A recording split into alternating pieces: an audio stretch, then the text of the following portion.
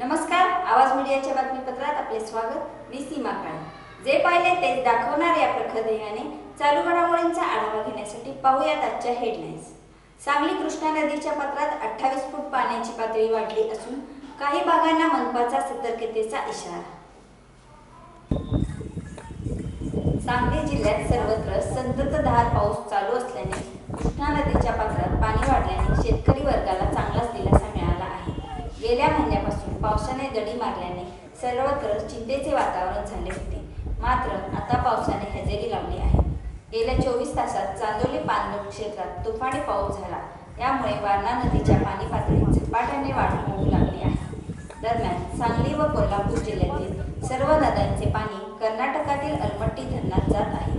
सुमारे 1,41,296 क्युसेस पाण्याची आवक होत आहे.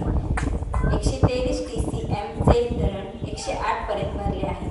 यामुळे सांगलीला पुराचा धोका निर्माण झाला आहे.